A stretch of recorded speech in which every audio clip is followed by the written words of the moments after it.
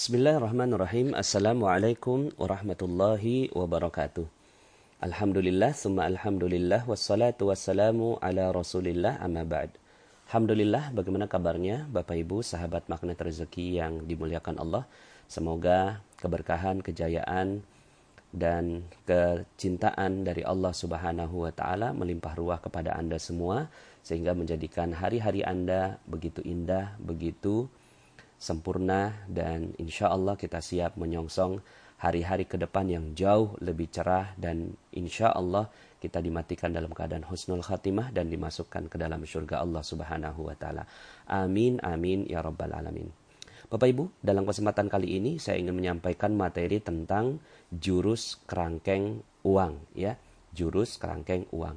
Nah, materi ini penting sekali Bapak Ibu, karena selain dengan beberapa materi-materi tentang magnet rezeki, bagaimana kita menarik rezeki dengan cara Allah Subhanahu wa Ta'ala, dengan cara Al-Quran, kita juga ingin melihat bagaimana Allah Subhanahu wa Ta'ala mengatur bagaimana keuangan itu dirapihkan dengan begitu baik, ya.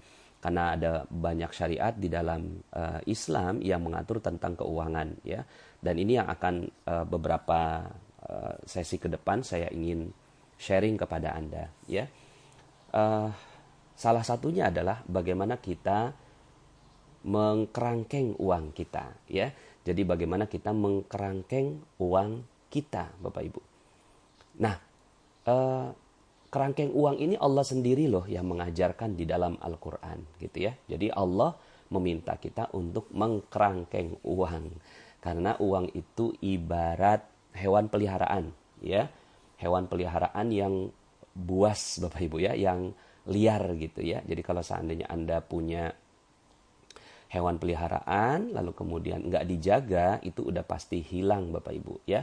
Jadi yang namanya hewan peliharaan, mau apa itu dia, kambing, ayam, ya, kemudian sapi, kalau Anda tidak buat pagarnya, Anda tidak buat kerangkengnya, Anda tidak atur, ya, bagaimana hewan peliharaan itu hidup dan seterusnya, yang terjadi adalah hewan itu kabur dan hilang.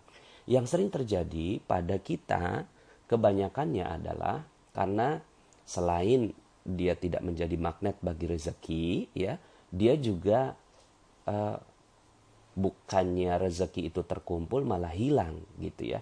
Makanya banyak di antara kita, kok uang saya nggak kekumpul ya, gitu ya, kok rezeki saya ini kok nggak kelihatan bentuknya ya, karena bisa jadi kita tidak mengkerangkeng uang kita, ya. Maka hukum kerangkeng uang di dalam Al-Quran sedikitnya saya nukilkan dalam 2 ayat, ya.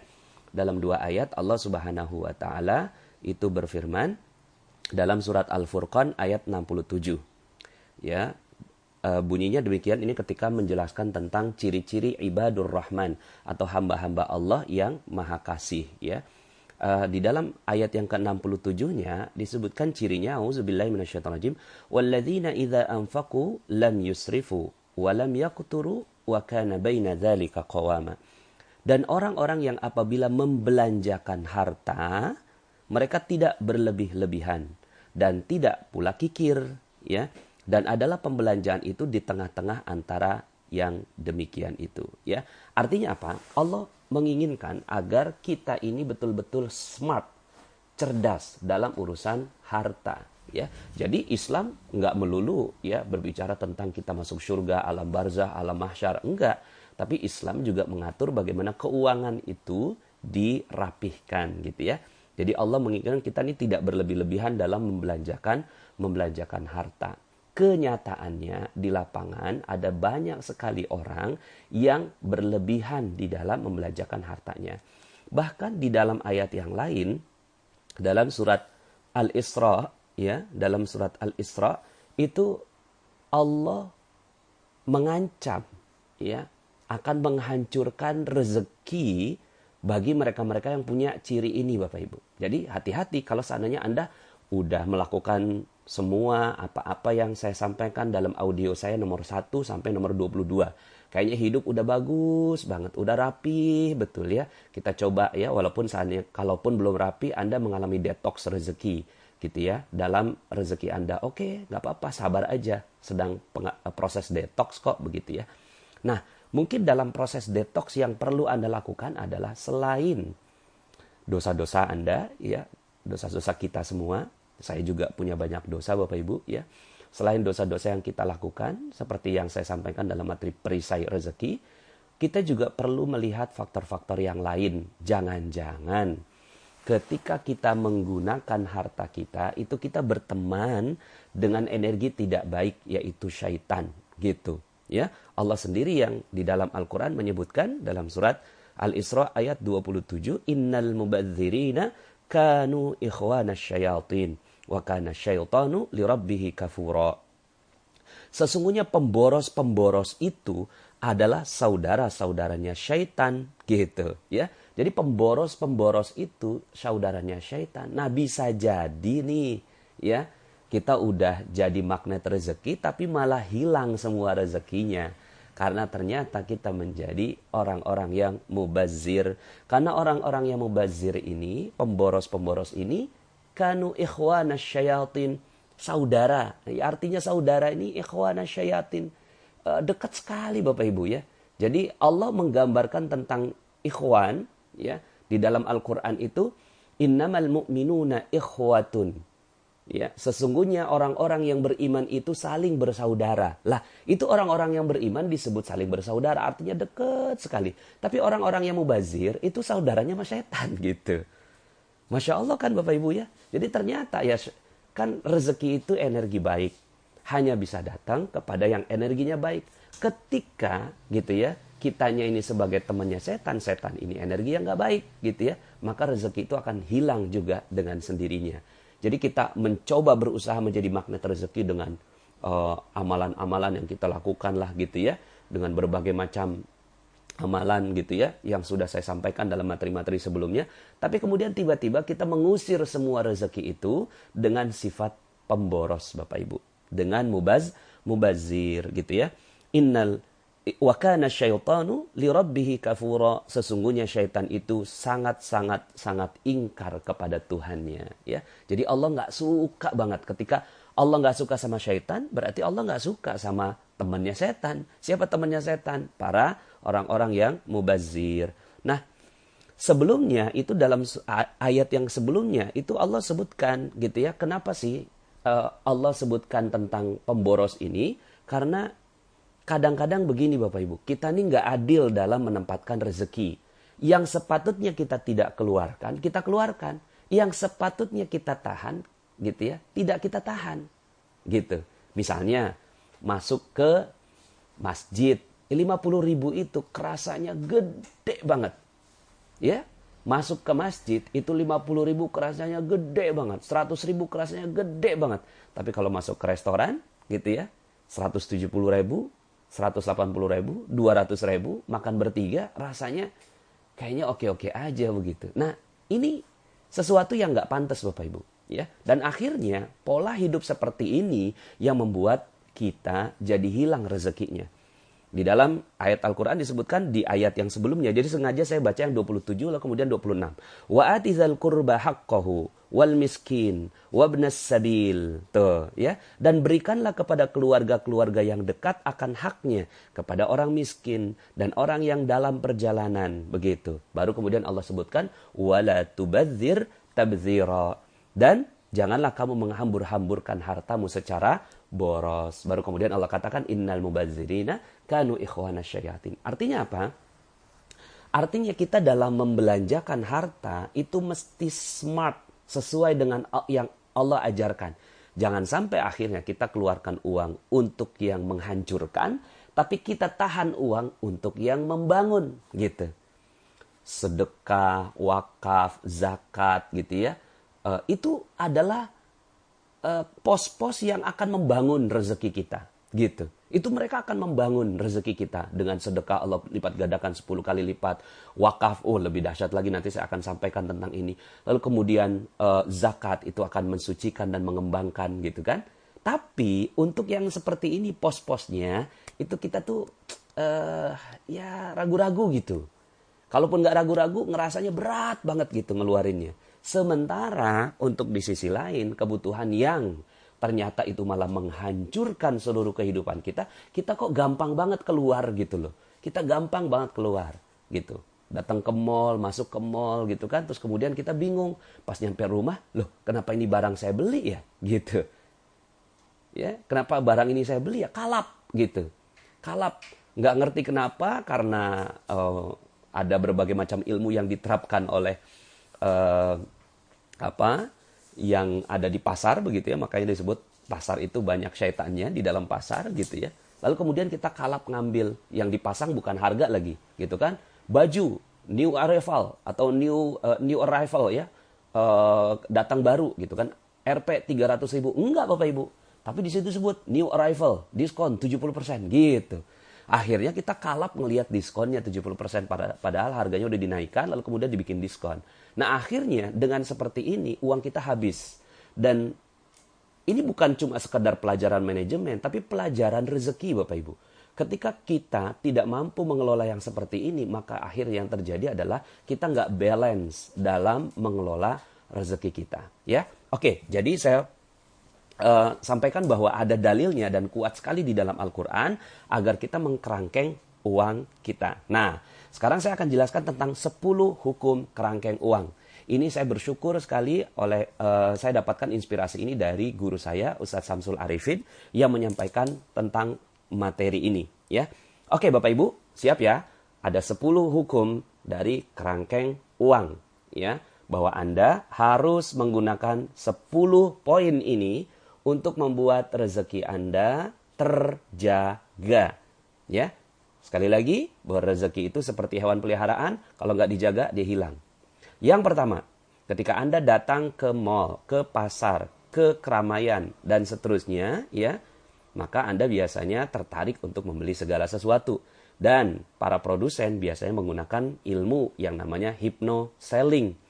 Dia menghipnosis Anda, ya, menghipnosis Anda sampai akhirnya Anda kalap, ya, terhipnosis, dan akhirnya Anda membeli barang itu padahal ternyata barang itu nggak dibutuhkan.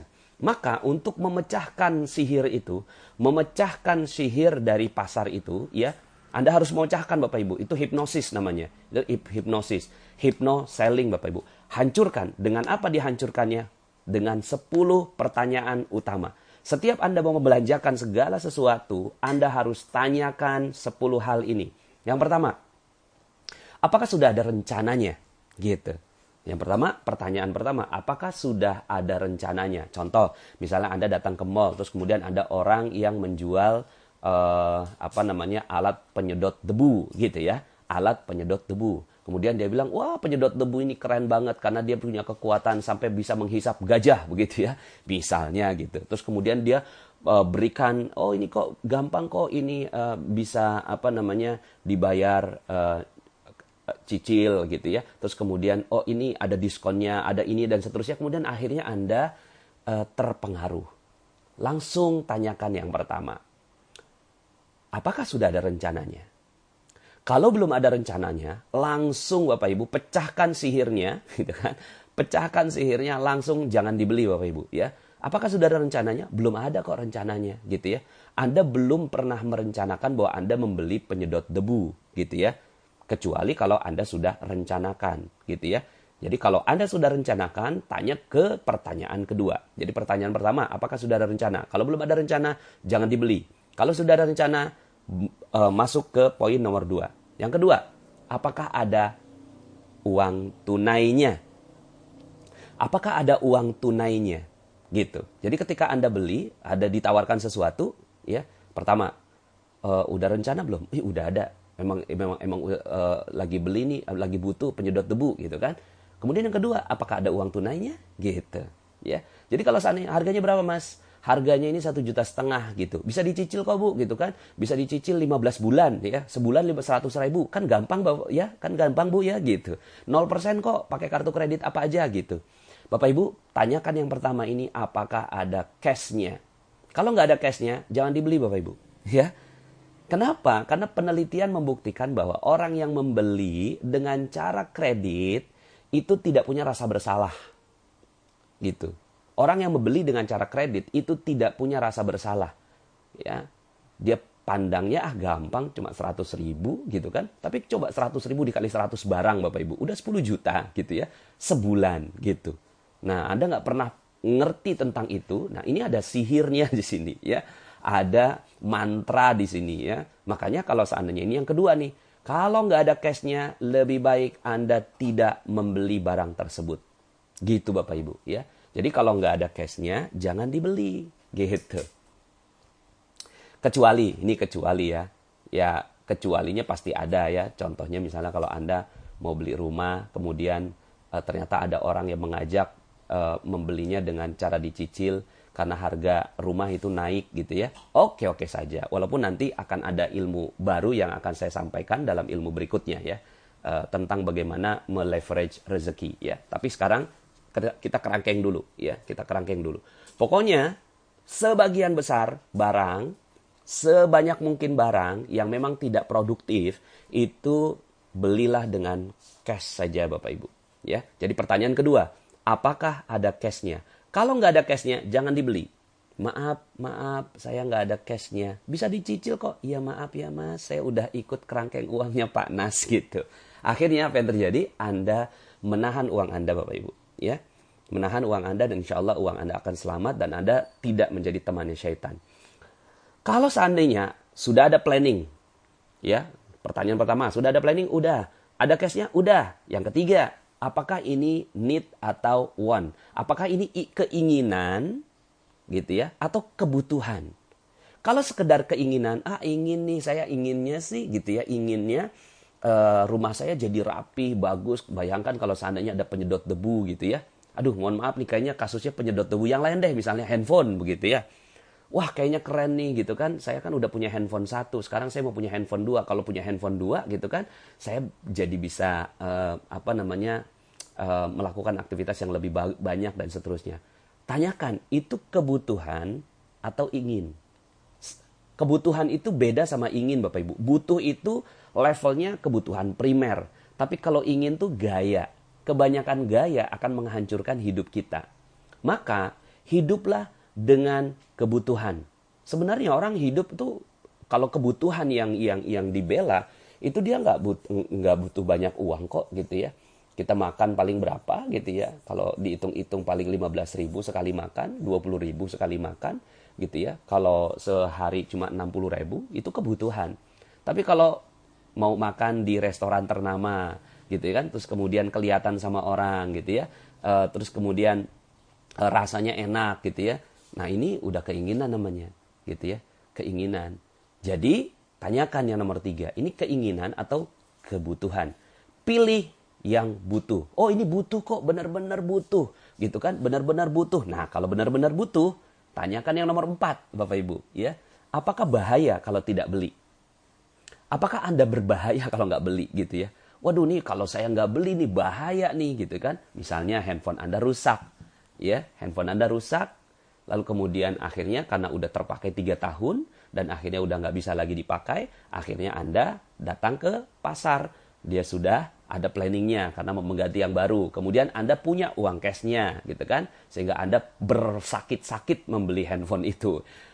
Kemudian ketiga, ini adalah kebutuhan. Dan yang keempat, kalau nggak dibeli, saya bahaya nih. Bahayanya apa? Bahayanya karena saya tidak bisa berbisnis gitu kan, tidak bisa melakukan aktivitas karena saya nggak punya handphone. Nah kalau itu boleh dibeli Bapak Ibu. Tapi kalau seandainya gitu ya, kalau nggak bahaya, nggak bahaya kok kalau saya nggak beli sekarang gitu ya. Kalau saya nggak beli nggak bahaya gitu, ya nggak usah dibeli. Tapi kalau bahaya, kalau Anda nggak beli maka dibeli gitu kan. Kemudian yang kelima Bapak Ibu, iya nih kalau saya nggak beli bahaya nih. Tanyakan yang nomor 5 Bapak Ibu. Pertanyaan nomor 5. Apakah ada produk atau jasa pengganti yang lebih ekonomis? Gitu.